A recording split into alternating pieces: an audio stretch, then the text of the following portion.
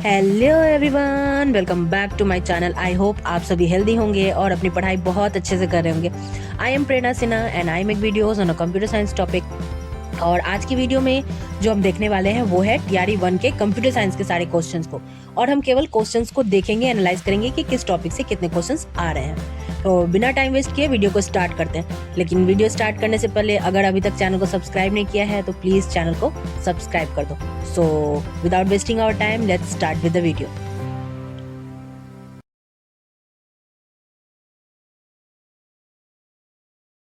Okay, तो आज की वीडियो में हम डिस्कस करने वाले हैं टीआरई 1 के कंप्यूटर साइंस के सारे क्वेश्चंस को।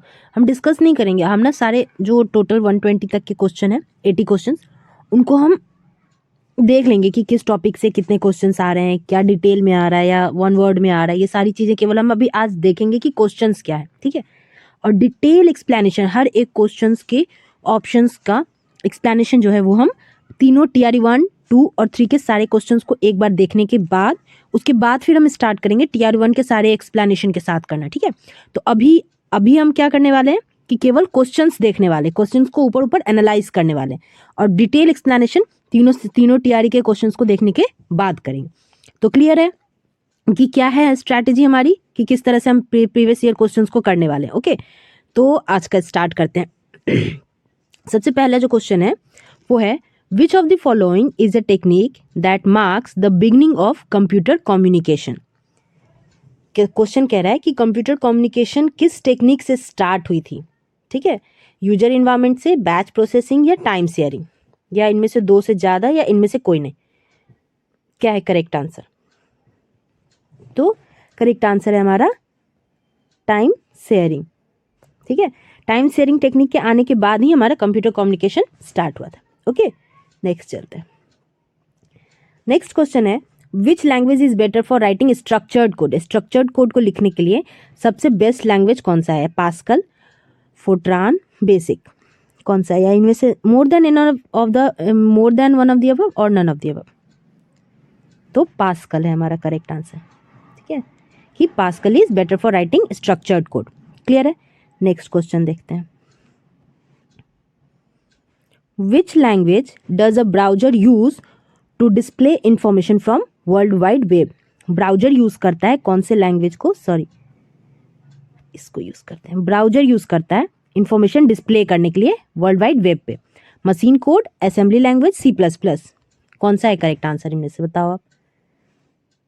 क्वेश्चन के लेवल को देखना कि आप इस लेवल के क्वेश्चंस को सॉल्व करने के लिए प्रिपेयर्ड हो या नहीं हो। ये पीवाई देख करके, पीवाई के क्वेश्चंस देख के हम यही एनालाइज करते हैं कि आर वी रेडी और नॉट, ठीक है। तो इसका करेक्ट आंसर हो जाएगा नन ऑफ द एबव। क्यों? क्योंकि HTML और CSS या जावास्क्रिप्ट ये यूज होता है। ओके, चलो नेक्स्ट क्वेश्चन देखते हैं क्या है। ये मैं बोलती हूँ ना, एनसीईआरटी को देखने के लिए कंपाइलर से रिलेटेड क्वेश्चन देखो। कंपाइलर के बारे में इसमें एक एक लाइन जो है ना, ये लाइन एज इट इज आपके एनसीईआरटी के चैप्टर में लिखी हुई है, और वही पैराग्राफ को इन्होंने पार्ट में ऑप्शंस करके लिखा होगा। मैं स्क्रीनशॉट आपको लगा दूंगी जिससे आपको पता चलेगा। चलो अभी देखते हैं क्या कह रहा है। ट्रू स्टेटमेंट क्या है? Input of the compiler is source program, या फिर कंपाइलर जो है वो ट्रांसलेट करता है सोर्स कोड को ऑब्जेक्ट कोड में, या फिर कंपाइलर का जो आउटपुट होता है वो ऑब्जेक्ट कोड होता है। क्या है करेक्ट आंसर? तो करेक्ट आंसर हो जाएगा इनमें से ज्यादा। ये चारों ही सही है ना। सोर्स कोड होता है, सॉरी क्यों नहीं हो रहा हाईलाइट? होगा। अच्छा, समझ में आ रहा है ना आप लोगों को कि ये सही है? बस हो गया। चलो ठीक है, कंपाइलर के बारे में चारों चीजें हो गई।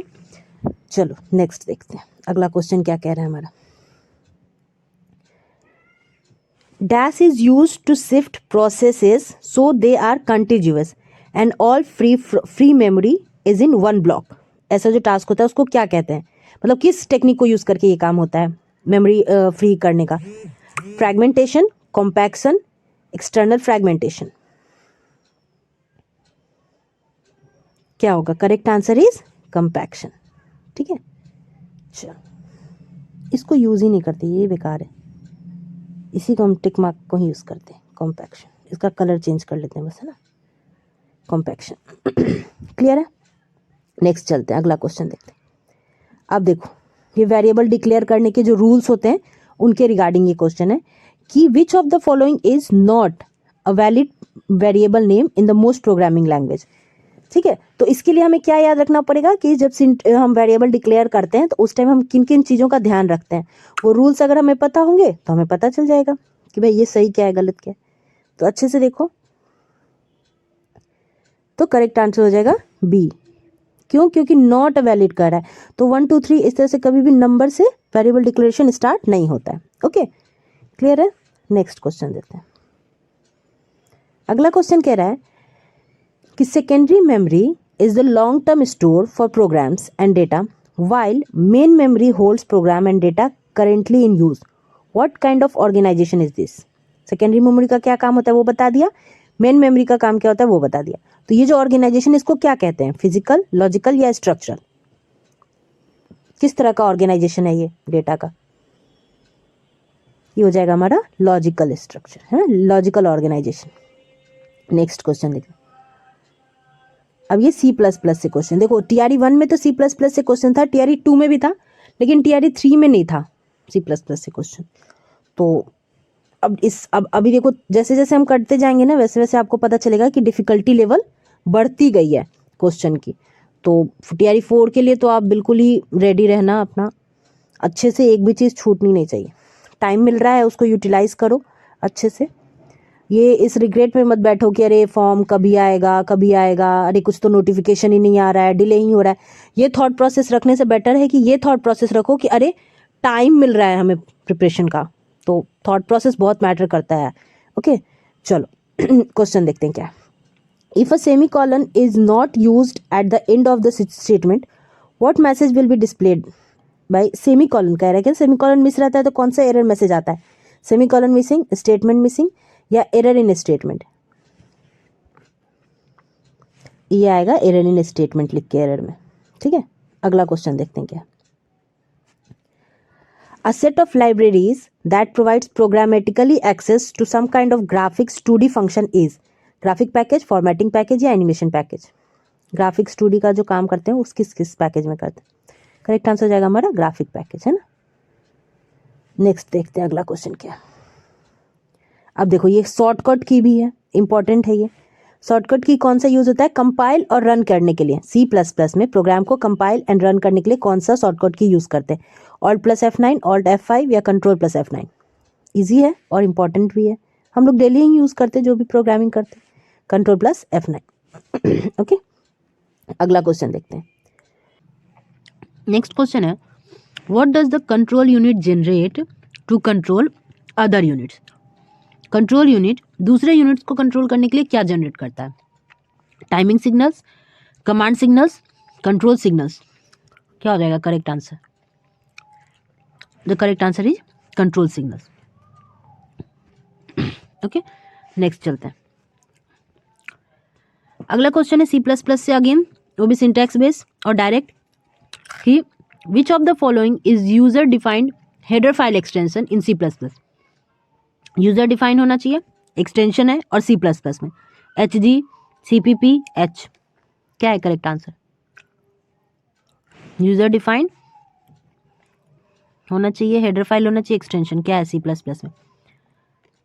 तो करेक्ट आंसर हो जाएगा हमारा H, है ना, studio.h, conio.h करते हैं ना। नेक्स्ट क्वेश्चन है the most common addressing technique employed by A CPU is? CPU कौन सी कॉमन टेक्निक यूज करता है एड्रेसिंग के लिए? डायरेक्ट, इनडायरेक्ट या इमीडिएट? ये करता है डायरेक्ट एड्रेसिंग, है ना। नेक्स्ट, इसमें क्या होगा? इंटीजर है, एक पॉइंटर है, इंटीजर टाइप का जो नल को डिक्लेयर कर रहा है, जिसको नल डिक्लेयर कर दिया गया और डिलीट कर दिया गया फिर उस पॉइंटर को।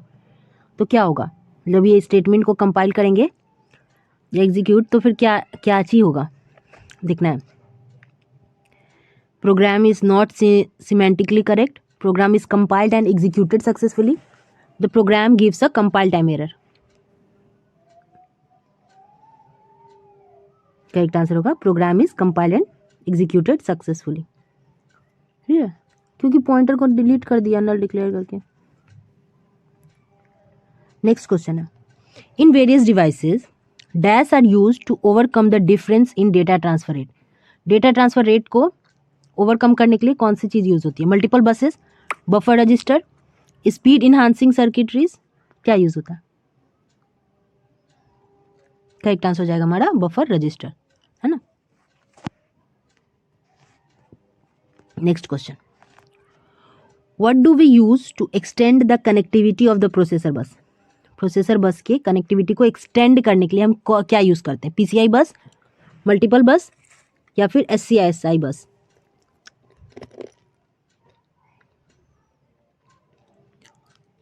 तो हम पीसीआई बस और एससीआई बस दोनों यूज़ करते हैं, इसलिए करेक्ट आंसर हमारा डी हो जाएगा। ओके, नेक्स्ट चलते हैं। In memory mapped input output output devices and the memory share the same address space. The input output devices have a separate address space. The memory and input output devices have an associated address space. क्या होगा correct answer? Correct answer होगा in memory mapped input output the input output devices and the memory share the same address space. ठीक है, correct answer हमारा ए हो जाएगा। Next चलते हैं।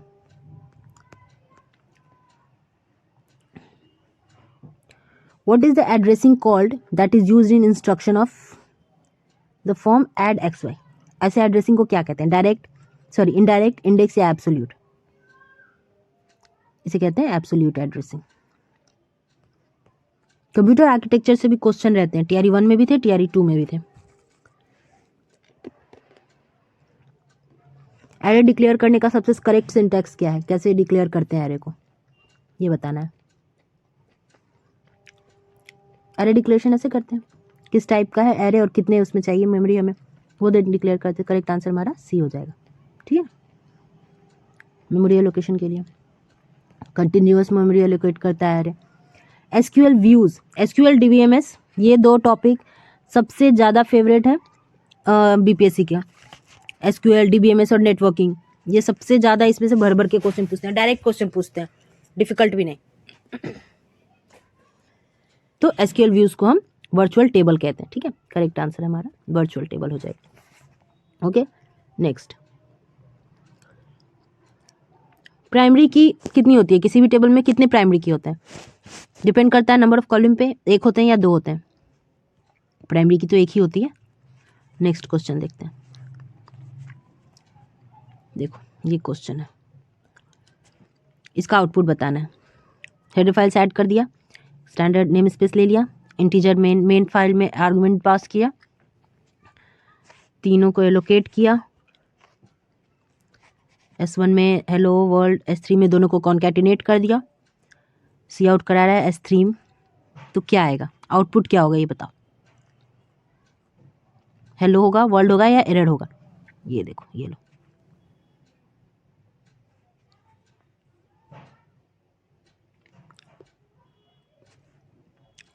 एरर आएगा, ऑब्वियस सी बात है, इतना सोचने वाली बात ही नहीं इसमें, सिंटेक्स एरर। नेक्स्ट चलते हैं।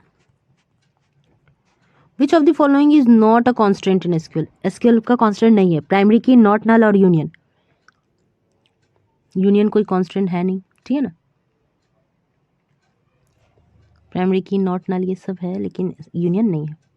यूनियन तो दो टेबल को कॉन्कैटिनेट करने के लिए यूज होता है ना, जिसमें सारे आउटपुट में आ जाते हैं दोनों टेबल के। Which of the following is not a valid aggregate function? Count, compute, sum aggregate function नहीं है। अगेन डीबीएमएस से क्वेश्चन है, तो कंप्यूट नाम का कोई एग्रीगेट फंक्शन नहीं होता है। ठीक है, नेक्स्ट क्वेश्चन देखते हैं। फादर ऑफ कंप्यूटर इजी है चार्ल्स बेबेज, इसमें टाइम क्यों ही खोटा करना। अब देखो क्या कह रहे हैं, फिर से डीबीएमएस से क्वेश्चन है। अगर if we have not specified, अगर हम असेंडिंग या डिसेंडिंग नहीं करते हैं एसक्यूएल ऑर्डर बाय क्लॉज में, तो बाय डिफॉल्ट जो आउटपुट होता है वो किस फॉर्मेट में हमें मिलता है? डिसेंडिंग में, असेंडिंग में, या कोई डिफॉल्ट वैल्यू होती ही नहीं है? तो बाय डिफॉल्ट हमें असेंडिंग में मिलता है ना। ओके, नेक्स्ट चलते हैं। अब देखो इन IA32 architecture along with the general facts. अब देखो ये आर्किटेक्चर इन आर्टिफिशियल इंटेलिजेंस से क्वेश्चन। या फ्लैग से, सॉरी आर्टिफिशियल इंटेलिजेंस कहते हैं, जो कंप्यूटर आर्किटेक्चर से क्वेश्चन होते हैं, ठीक है। कंडीशनल फ्लैग कौन कौन से प्रोवाइड होते हैं?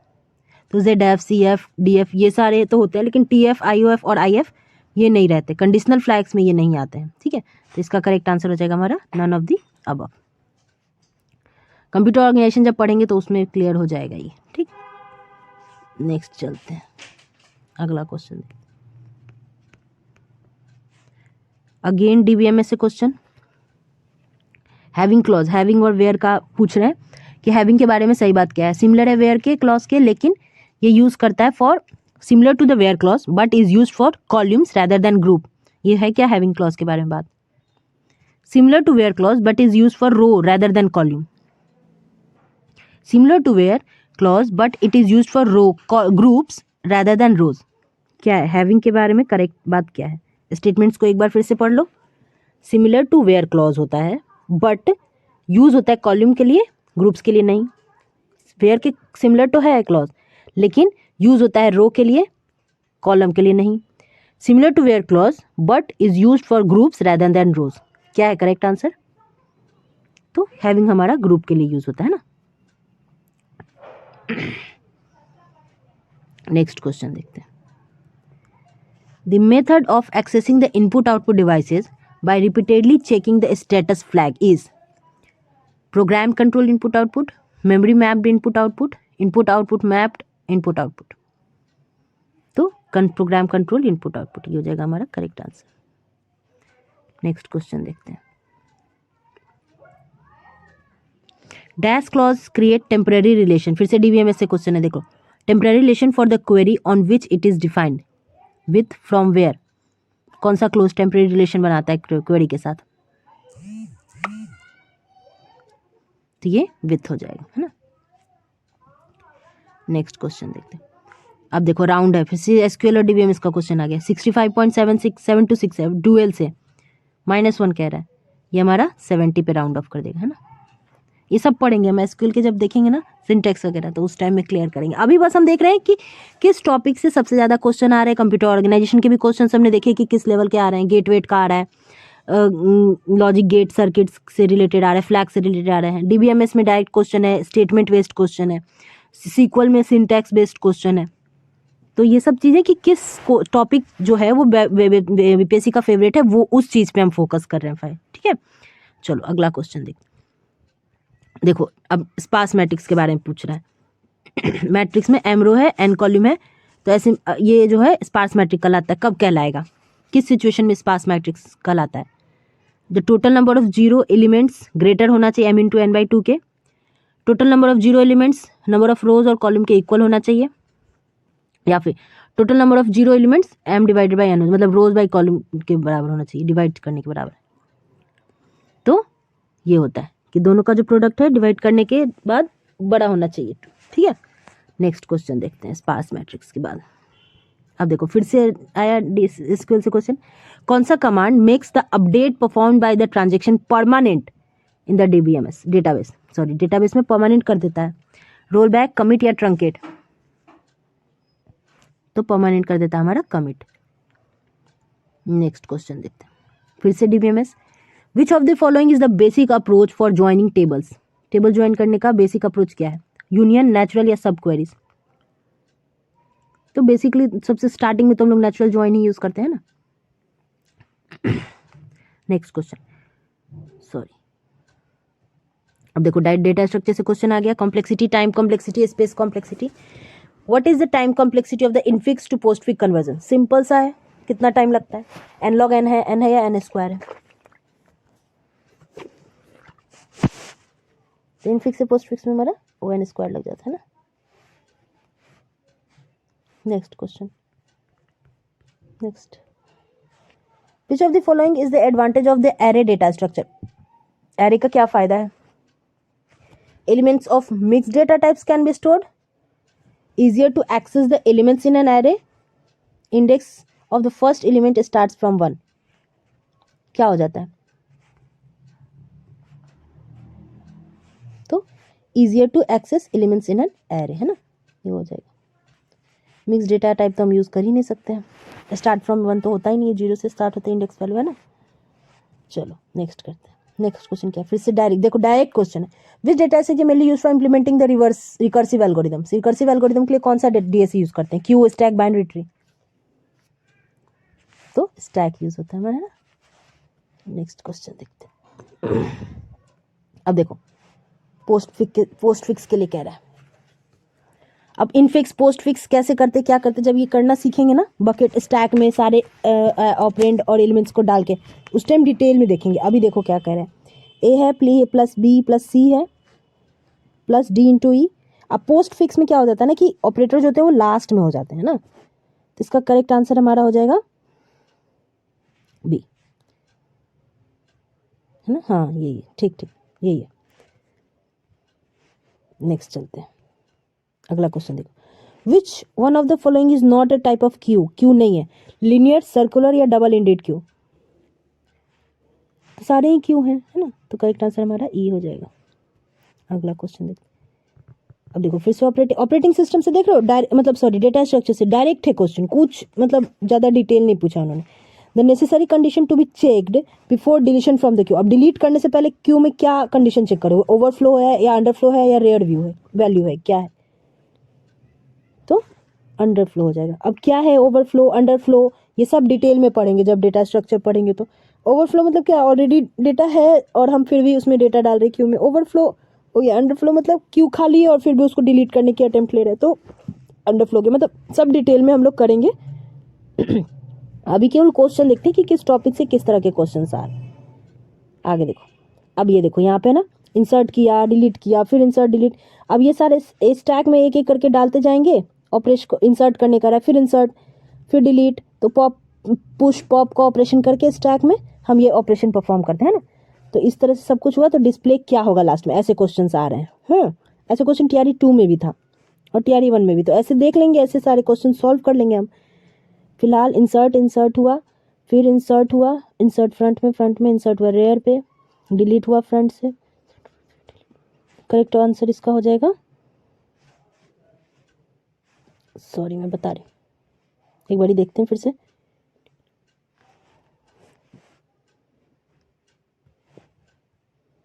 इसका हो जाएगा 10 30 40 15, है ना।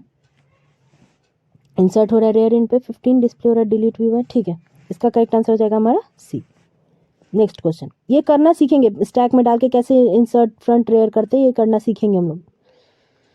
Linear data structure in which insertion and deletion operation can be performed from both and. अब देखो डायरेक्ट क्वेश्चन है कि बोथ एंड किस में कर सकते हैं हम लोग, क्यू में, सर्कुलर क्यू में या डी क्यू में, डायरेक्ट क्वेश्चन है तो ये डी क्यू में होता है। लेकिन हाँ ये बात ध्यान रखना कि ये टीआरई 1 का क्वेश्चन है, टीआरई 3 में ऐसे डायरेक्ट क्वेश्चंस नहीं थे, तो डिफिकल्टी लेवल बढ़ती ही जाएगी, इजी, इतना इजी सिंपल क्वेश्चन नहीं आना है, ठीक है।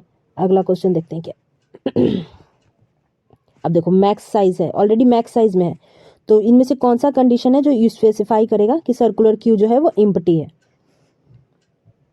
सर्कुलर क्यू एम्प्टी है, इस बात को चेक करने के लिए हम क्या यूज करते हैं, सॉरी एक बार क्वेश्चन पर, तो फ्रंट और रेयर इक्वल टू -1, ये चेक करना होता है। नेक्स्ट क्वेश्चन देखो, अब इस कोड में क्या होगा, वॉइड फंक्शन एक डिक्लेयर हुआ, उसके अंदर ये डिक्लेयर हो रहा है, क्या करेगा, perform push with push as a costlier operation, perform push with pop as a costlier operation, perform pop with push as a costlier operation, क्या होगा इसमें परफॉर्म, तो नन ऑफ द अबव हो जाएगा इसका करेक्ट, ठीक है। अगला क्वेश्चन देखते हैं, which one of the following technique is not use in the binary tree. अब बाइनरी ट्री में इनमें से कौन सी टेक्निक है जो नहीं यूज होती है, रैंडमाइज्ड ट्रैवर्सल, प्री ऑर्डर और पोस्ट ऑर्डर। बाइनरी ट्री में क्या नहीं होता है, बाइनरी ट्री में कोई रैंडमाइज नहीं होता है ना, ये इंपॉर्टेंट है। देखो डायरेक्ट है, डीएस से डायरेक्ट सबका डेफिनेशन ही पूछ दे रहे डायरेक्ट, बस फिर से डीबीएमएस आ गया इनका favourite. Which of the following is not a feature of DBMS, minimum duplication and redundancy of data, ये फीचर है। हाई लेवल सिक्योरिटी है, सिंगल यूजर एक्सेस ओनली, ये तो नहीं है, तो ये इसका आंसर हो जाएगा ना सी, नॉट अ फीचर बोल रहा है। अगला क्वेश्चन देखते हैं, which of the following statement not true about a double link list. Double link list का डेफिनेशन पूछ रहे हैं, मतलब डायरेक्टली यहाँ पे क्या है, we can traverse in both direction, double link list में नॉट ट्रू पूछ रहा है। It requires extra space, implementation of double link list is easier than single link list, ये ट्रू नहीं है भाई ये बात, तो करेक्ट आंसर हो जाएगा हमारा सी। नेक्स्ट क्वेश्चन देखते हैं। अब देखो ये बहुत इंपॉर्टेंट, फिर से डीबीएमएस का क्वेश्चन आ गया। The values appearing in given attributes of any tuple in the referencing relation must likewise occur in a specified attribute at least one tuple in the reference relation according to what integrity constraint, referential, primary और referencing, कौन सी integrity constant है? तो ये होता है referential integrity, है ना, important है। फिर से डीबीएमएस आ गया। चलो आगे देखते हैं अगला क्वेश्चन। फिर से डेटा स्ट्रक्चर से देखो, डेफिनेशन टाइप क्वेश्चन आ गया लेंदी करके। तो ये क्या कर रहे हैं कि जहाँ जो टॉपिक थोड़ा कॉम्प्लिकेटेड है उसमें या तो डायरेक्ट क्वेश्चन पूछ दे रहे हैं मतलब वन वर्ड में, या फिर उसको इतना स्टेटमेंट में इतने ज़्यादा वो करके डेफिनेशन पता होने चाहिए। ठीक है, तो हमको ये नहीं करना है कि बैठ के भाई टाइम पे कॉम्प्लेक्सिटी कैलकुलेट करना और स्पेस कॉम्प्लेक्सिटी कैलकुलेट करना सीख रहे हैं प्रोग्रामिंग का, वो उतना इन डेप्थ नहीं जाना है ना। तो इसी वजह से मैंने सबसे पहले क्वेश्चन आता क्या है ये स्टार्ट किया है, ताकि वो क्लियर हो जाए कि किस तरह के क्वेश्चंस आ रहे हैं, है ना। देखो क्या कह रहा है, नॉट ट्रू है बाइनरी सर्च ट्री के बारे में, पढ़ते हैं स्टेटमेंट सारा। The value of the left child should be less than the root node, होता है क्या ऐसा? The value of the right child should be greater than the root node. Left and right substructure should also be binary search tree. अब तीनों ही बात सही है ये तो इसका हो जाएगा none of the above, है ना।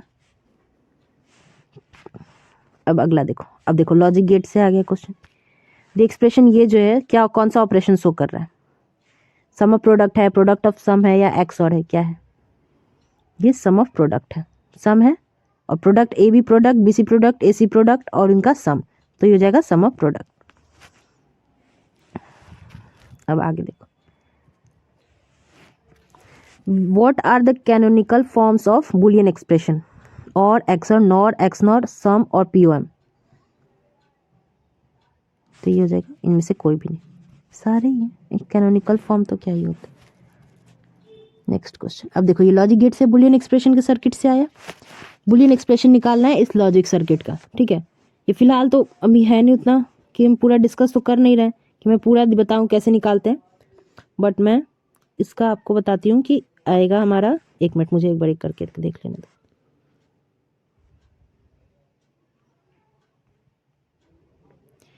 सी आ गया, ए देखो ए बी को ऐड कर रहे हैं, ठीक है। सी फिर मल्टीप्लाई में गया, ए बी ऐड हुआ, ई का कॉम्प्लीमेंट है, तो इसका करेक्ट आंसर हो जाएगा हमारा सी, ठीक है। ये करना में हम लोग गेट जब टॉपिक डिस्कस करेंगे ना, तो ये देखो लॉजिक सर्किट से ना बहुत कम क्वेश्चन आ रहा है इस तरह का, तो हमें किस टॉपिक पे ज़्यादा वेटेज देना है ये बात ध्यान रखना जरूरी है ना, ताकि अब ये नहीं हो कि लॉजिक गेट को सॉल्व करने में पूरा टाइम लगा है, लेकिन हाँ जानना जरूरी है। उसमें भी देखो ये डिफिकल्ट नहीं है, डायरेक्ट ईजी ही है। इस तरह का है तो सिंपल निकाल सकते हैं कि हाँ भाई एंड और गेट यूज हो रहा है, किसमें कॉम्प्लीमेंट जा रहा है, तो ये पता करना आसान है। तो ये सिंपल ही क्वेश्चन आते हैं, क्वेश्चन डिफिकल्ट नहीं आता है। Boolean algebra can be used for designing the digital computer, in building logic symbols या इन सर्किट थ्योरी। किस चीज के लिए यूज होता है बुलियन अलजेब्रा? तो इन दोनों के लिए यूज होता है, ठीक है। नेक्स्ट क्वेश्चन देखो, what does the control unit generate to control other units? एक क्वेश्चन रिपीट है, देखो क्या हो जाएगा, कंट्रोल सिग्नल, है ना। नेक्स्ट देखो, अच्छा ये देखो कितना, रेलवे में रेलवे स्टेशन पे टाइम डिस्प्ले करने के लिए कौन सा डिजिटल सर्किट यूज होता है? 7 सेगमेंट डिकोडर, 8 सेगमेंट डिकोडर या 8-3 मल्टीप्लेक्सर? ये होता है हमारा 7 segment decoder. Real life use में हमने पढ़ा था ये कि किस में यूज होता है ना। अब देखो, what kind of transmission medium, networking के क्वेश्चन स्टार्ट हो गए, is most appropriate to carry data in computer network that is expose to electrical reference, unshielded twisted pair, optical fibre या कोएक्सियल केबल? इलेक्ट्रिकल इंटरफेरेंस से expose हो तो भी कोई फर्क नहीं पड़े, कौन सा है? इसका हो जाएगा ऑप्टिकल फाइबर, है ना। अगला क्वेश्चन देखो, which network topology requires a central controller और हब? सेंट्रल कंट्रोलर किस में होता है? स्टार में या रिंग? ये हो जाता है स्टार में।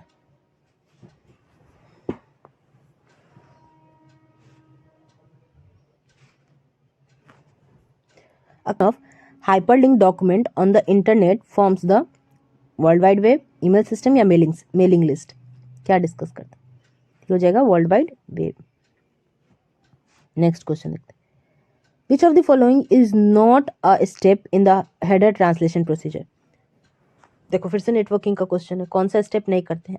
IPv6 mapped address is change to IPv4 address by extracting the rightmost 32 bits. ये स्टेप नहीं है, ऐसा बताना है कि स्टेप इनमें से कौन सा नहीं है। The value of the IPv6 priority field is discarded. The IPv6 flow level is considered. क्या हो जाएगा करेक्ट आंसर? इसका 99 का भी डिस्कार्ड हो जाता है, ठीक है। ऐसा कोई स्टेप नहीं होता है। Next question, Which of the following would breach the integrity of a system? Locking the room to prevent theft, full access right for all users, fitting the system with an anti-theft device. अब भाई पूरी access नहीं दे सकते ना, तो correct answer ये हो जाएगा, है ना। नेक्स्ट क्वेश्चन देखते हैं। Which sublayer of the data link perform data link function that depend upon the type of medium? Data link layer, logical link control sub layer, media access control sub layer या network interface control sub layer? ये media access sub control sub layer. Data link के 2 layer होते हैं ना, उनमें से media access control layer जो है वो ये मैनेज करता है, ठीक है, मीडियम पे। आगे चलते हैं। Which of the following is not a network topology? Peer to peer, ring bus, तो करेक्ट आंसर ये पीयर टू पीयर, ऐसा कुछ नहीं होता है। Next, which how do structure and classes in C++ different? अच्छा देखो, स्ट्रक्चर और क्लास के बीच में डिफरेंस था, TRE 1 में भी आया, TRE 2 में भी आया था। स्ट्रक्चर बाय डिफॉल्ट इंपॉर्टेंट है इस हिसाब से topic. Structure by default hide every member whereas classes do not. In structure members are public by default, whereas in classes they are private by default. Structure cannot have private members, whereas classes can have. क्या हो जाएगा correct answer? अलग कैसे है कि structure का क्या होता है, मेंबर पब्लिक होता है बाय डिफॉल्ट, जबकि क्लास का जो होता है वो बाय डिफॉल्ट हमारा प्राइवेट होता है ना। ये हो जाएगा करेक्ट आंसर, ऐसे अलग है।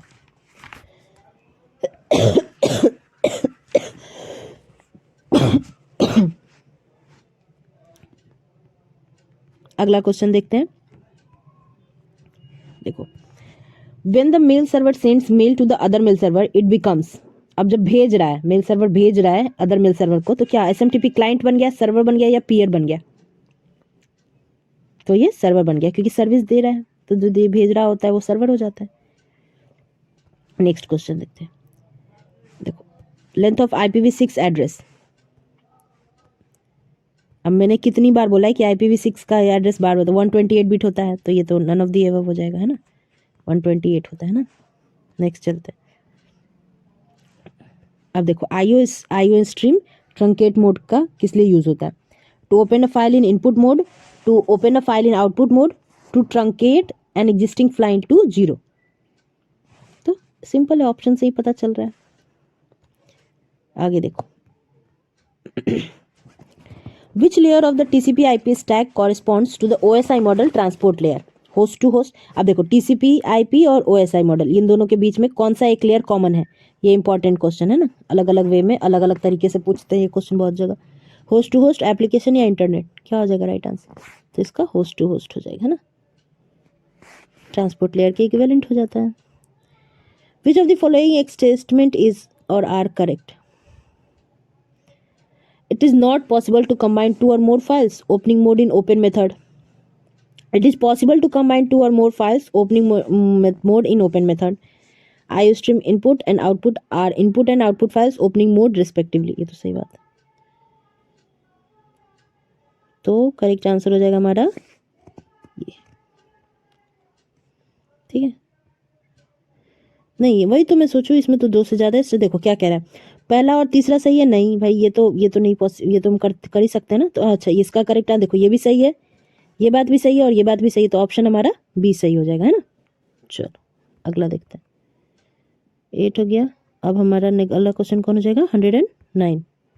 ओके, आगे हम लोग which of the following is regard to the ping command. अब देखो पिंग कमांड से रिलेटेड क्वेश्चन आ गया, नेटवर्किंग आ गया। Ping stand for packet internet generator. The ping command checks the port level connectivity between source and destination and endpoints. Ping summarizes the packet loss and round trip delay between two in IP endpoints. क्या करता है ping command? तो ping command summarize करता है ना packet lost को। अगला देखते हैं। The correct statement for a function that takes pointer to a float. देखो क्या कह रहा है, pointer to a float, a pointer to a pointer to a character and return a pointer to an integer is। अब भाई इसका correct answer बता। pointer to a float, ठीक है, float to the pointer to a character and pointer to an integer। अब total का total integer, तो ये हो जाएगा करेक्ट आंसर, है ना।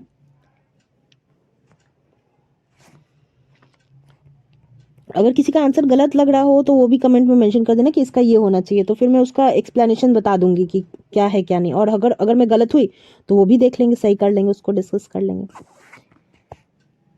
आगे देखते हैं। द प्राइवेट की इज एसिमेट्रिक की cryptography is kept bye sender receiver and both sender and receiver. Private की ये रिसीवर रखता है ना, प्राइवेट की अच्छा प्राइवेट की अच्छा एसिमेट्रिक की क्रिप्टोग्राफी में रिसीवर रखता है हमारा प्राइवेट की, है ना, ये सही बात। चलो अगला क्वेश्चन। अब देखो फिर से इसका आउटपुट पूछ रहा है, कोड देखो आउटपुट करो, तो आउटपुट बेस्ड क्वेश्चन है लेकिन ज़्यादा नहीं है ना। ये इसमें सेगमेंटेशन फॉल्ट आएगा, ये मुझे याद है, मैंने सॉल्व किया था एग्जामिनेशन के टाइम, तब जब पेपर सॉल्व कर रही थी तो किया था। इसको एक्सप्लेन बाद में कर लेंगे। देखो अब नेक्स्ट क्वेश्चन क्या है, देखो अब सारे जो ओप्स के फीचर होते हैं उसके भी रिलेटेड क्वेश्चन आ जाते हैं। Which of the following feature must be supported by any programming language to program pure और become a pure object oriented बनने के लिए क्या चाहिए? इनकैप्सुलेशन चाहिए, इनहेरिटेंस चाहिए, पॉलीमॉर्फिज्म चाहिए, तो मोर देन वन ऑफ द, तो आंसर हमारा डी हो जाएगा। अब देखो नेक्स्ट क्वेश्चन क्या कह रहा है, करेक्ट सिंटेक्स है इनहेरिटेंस के लिए, करेक्ट सिंटेक्स अब देखो कैसे डिस्क्राइब करता है। Class, base class, access, derived class, define class, नहीं ये तो नहीं होगा। Class, derived class name, access, base class and define class body, हाँ ये ठीक है, ये हो सकता है। क्लास डिराइव्ड, नहीं ये नहीं हो सकता, करेक्ट आंसर हमारा बी हो जाएगा। ठीक है, आगे देखते हैं। Which of the following is the correct definition is array. अब इज एरे फंक्शन क्या करता है? चेक करता है special variable of the array और नॉट, ये ठीक है। 150 सी वही नहीं, सिंगल डायमेंशन मल्टीपल डायमेंशन नहीं चेक करता है। अब मल्टीपल डायमेंशन ये भी नहीं चेक करता है ना, गलत हो जाएगा, करेक्ट आंसर हमारा ए हो जाएगा। अगला क्वेश्चन देखते हैं क्या कह रहे हैं। Which of the following statement is correct about the class. Class is an object instance of an object is an instance of A class, सही बात है। अ class is an object instance of an object, नहीं ये नहीं। An object is instance of A data type, नहीं भाई, तो हमारा ए आंसर हो जाएगा। ठीक है। Which of the following can be use to create an abstract class in the C++ programming. इस एब्स्ट्रैक्ट क्लास कैसे बना सकते हैं? by using the pure virtual function in the class, by declaring a virtual function in the base class, by declaring a virtual keyword after the words the class declaration। तो pure virtual function use करके हम abstract class बना सकते हैं ना। अगला question देखते हैं। Which of the following statement is correct about C++ programming language? Both the static and dynamic type checks are allowed. C++ member function are allowed to be the type of constant, correct बात है। C++ dynamic checking is allowed, ना, तो correct answer हमारा B हो जाएगा ना। अगला question क्या कह रहा है? Which feature of OOPS is indicated by the following code. अब 19 को अच्छे से देखते हैं। तो इनहेरिटेंस तो है, ठीक है, तो इनहेरिटेंस है तो हमारा ये भी हो सकता है, ये भी हो सकता है। इनकैप्सुलेशन भी है, नहीं, पॉलीमॉर्फिज्म नहीं है, इनकैप्सुलेशन है और इनहेरिटेंस है। ठीक है, अब ये क्या होता है इनहेरिटेंस, पॉलीमॉर्फिज्म, इनकैप्सुलेशन, ये सब उप्स के फीचर्स हैं। इनके बारे में डिटेल जब उप्स कॉन्सेप्ट पढ़ेंगे तो हम लोग करेंगे ना, उससे सब सिंटेक्स वगैरह देखेंगे तो पता चलेगा। विच of the following natural elements is primarily element in computer carbon chips, तो इसका सिलिकॉन होता है, करेक्ट आंसर भी हो जाएगा हमारा। हो गए सारे टीआरई फर्स्ट में टोटल 120 क्वेश्चन ही होते थे, 40 जीके जीएस होता था और 80 जो होता था वो कंप्यूटर साइंस में आता था, ठीक है। लेकिन टीआरई 2 से हो गया कि 30 मार्क्स का हमारा हिंदी इंग्लिश आया, जो कि क्वालिफाई कंपलसरी था करना, 9 मार्क्स चाहिए होते हैं तो ईजी होता है। तो आई होप ये सारे क्वेश्चन आपने अच्छे से देख लिए होंगे कि किस टॉपिक से ज़्यादा क्वेश्चन आ रहा है, कौन सा इंपॉर्टेंट है, कौन सा फेवरेट है बीपीएससी का, और क्या है क्या नहीं है। तो इसके बेस इस मेरा यही मोटो था कि आज मैंने केवल क्वेश्चंस बताएं कि हाँ ये क्वेश्चंस हैं। इन सारे क्वेश्चंस की जो एक्सप्लेनेशन है, मतलब हर एक ऑप्शन के बारे में पूरा डिटेल हम करेंगे, बट उससे पहले हम टीआरई 1, टीआरई 2 और टीआरई 3 तीनों के क्वेश्चंस को देख लेंगे और वहाँ से फाइंड आउट करेंगे कि देखो किस तरह से डिफिकल्टी लेवल बढ़ा है, कौन से टॉपिक को कंसिस्टेंट रहा है, जो टॉपिक आया ही आया है, कौन सा नया टॉपिक इंक्लूड हुआ है। तो उस हिसाब से हम अपनी स्ट्रैटेजी बनाएंगे और प्रिपरेशन को स्टार्ट करेंगे और क्वेश्चन सॉल्व करेंगे, है ना। तो आई होप आज की वीडियो आपको अच्छी लगी हो, इंपॉर्टेंट लगी हो, तो प्लीज़ वीडियो को लाइक करना, और अगर कुछ कमी लगी हो या नहीं पसंद आया हो तो प्लीज़ वो भी कमेंट बॉक्स में मेंशन करना, ताकि मैं इम्प्रूव कर सकूं, कुछ नया कर सकूं। और अगर सही लगी हो तो अपने जो नोन एस्पिरेंट है, फ्रेंड्स हैं, उनके साथ वीडियो को जरूर शेयर करना। और अगर रेगुलर अपडेट्स के लिए चैनल को अभी तक नहीं सब्सक्राइब किया है तो आई विल रिक्वेस्ट कि प्लीज़ चैनल को सब्सक्राइब कर दो। Thank you so much for watching.